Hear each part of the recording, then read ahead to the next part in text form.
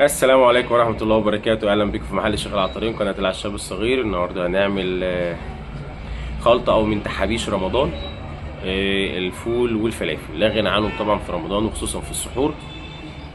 هنعمل الخلطة بتاعتهم وإزاي الفول ما يبقاش أسود.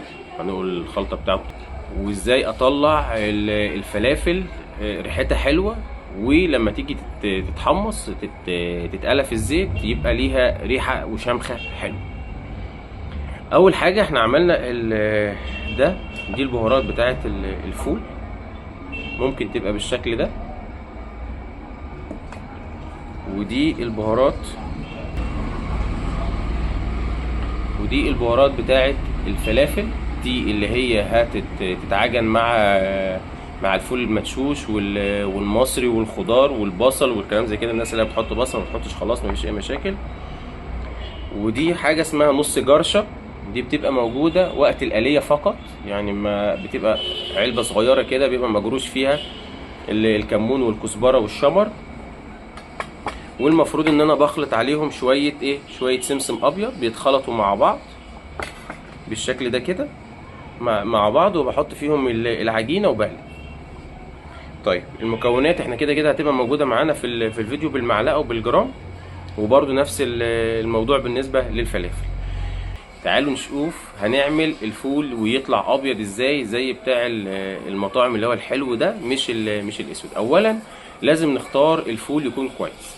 احنا عندنا انواع كتيره في الفول البلدي والفول الابيض والفول اللي هو الابيض العريض، وعندنا الفيستا، وعندنا اللي هو برضو حاجه شبيهه له اللي هو المستورد الابيض، بتبقى الحبايه بتاعته معضمه شويه بس شبيهه بالبلدي. معانا اكتر من نوع في موضوع الفول. طيب الاول انا باخد مثلا نص كيلو الفول، له 50 جرام فول مدشوش، ويتنقعوا من بالليل للصبح، واغير عليهم الميه.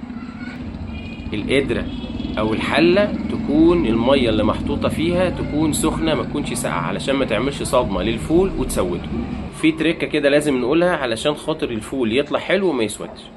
اول حاجه بحط معلقه او معلقتين خل، نص ليمونه معصوره بعصرها، واسيب القشر معاه.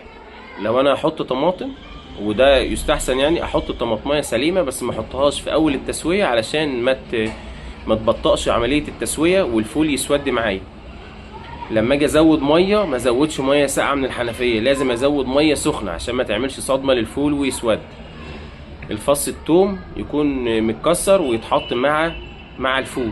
التركه الاخيره معانا في تسويه الفول، اضيف معلقه عدس، وممكن اضيف كركم او ما اضيفش، ده على حسب الرغبه. وممكن بدل الكركم اضيف حاجه اسمها غروب الشمس، ده بتيجي بودره، لون بودره بيجي من عند العطار اسمه غروب الشمس، بيدي لون حلو للفول. كده لو احنا عملنا الاربع خطوات دول مع البهارات بتاعتنا طبعا وقت التسويه، بعد كده يبقى احنا عملنا الخطوات بتاعه تسويه الفول. الفول هيطلع معانا حلو لونه ابيض. كده يبقى احنا عملنا الخطوات بتاعه تسويه الفول، هنضيف معاها بس البهارات. ولو احنا عايزين نعمل دقة الفول، بتبقى عبارة عن سنة بهارات من دي مع سنة بابريكا مع فص توم مع عصير ليمون وسنة خل، وبتضاف على الفول وقت التسوية مع زيت الزيتون، وبالهنا والشفا. وبكده نكون عملنا تحبيشة الفول والفلافل بتاعة السحور. أول حاجة في خلطة الفول المدمس الكزبرة، نعمل الخلطة بتاعتها النهاردة إن شاء الله تعالى. كزبرة بلدي، كمون بلدي،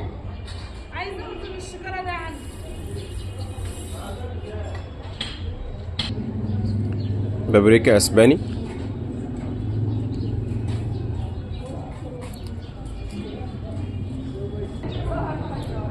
كركم، او ممكن نبدلها بحاجه اسمها غروب الشمس بتيجي من عند العطار،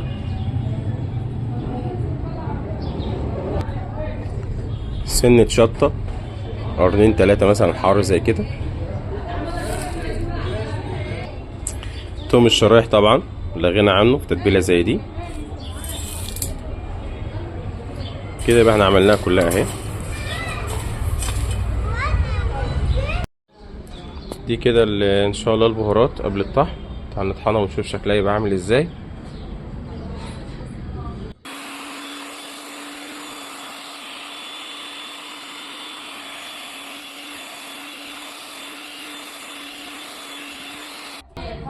شاء الله اللهم بارك، ريحتها حلوه جدا. تعالوا بقى نقول ايه، احنا كده عملنا الخلطه. تعالوا بقى نقول التكات اللي بتسود لون الفول، وايه اللي يخليه ابيض، وايه اللي يخلي طعمه حلو.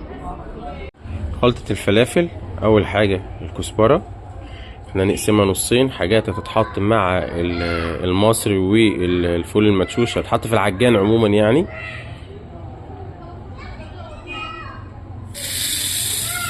كزبره، فلفل اسود،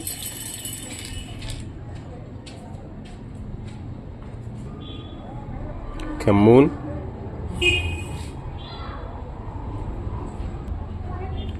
شمر،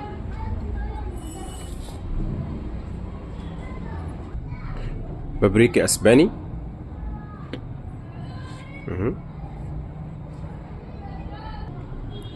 واخيرا الكركم. دي الخلطة اللي هي هتطحن ناعم وتتحط مع المصري والفول المدشوش والخضار علشان تبقى بتاعة الفلافل. دي اللي هتطحن معاه. هنروح بقى للحاجات اللي هي تتعمل نص دشة بس مش هتضاف، لا دي هتستخدم وقت العجين. هقول لكم في الشرح هنعملها ازاي. اول حاجة الكزبرة، دي هتبقى نص دشة. شمر برضه هيبقى نص دشة برضه. والكمون. كده دول التلات حاجات دول هيتحطوا في المطحنة، ياخدوا نص دشة او يبقوا متكسرين. وبعد ما يطلعوا من المطحنة هنحط عليهم السمسم الابيض. دي كده البهارات اللي هي هتطحن وتتحط مع العجينة وقت الطحن. هنطحنها ونشوف شكلها يبقى عامل ازاي.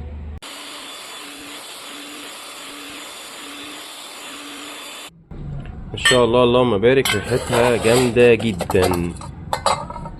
هي بالشكل ده اهو. نطلعها ونشوف يبقى شكلها عامل ازاي.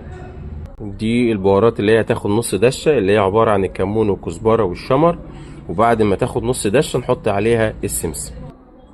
ده كده اللي هي النص دشة او نص جرشة، هتطلع بالشكل ده. دوب بتاخد لفتين بس في المطحنة. لو حد محتاج اي حاجة تخص موضوع السحور نقدر نعملها له، مفيش اي مشاكل، تحت امركم. اشوفكم على خير في فيديو جديد مع العشاب الصغير، والسلام عليكم ورحمة الله وبركاته.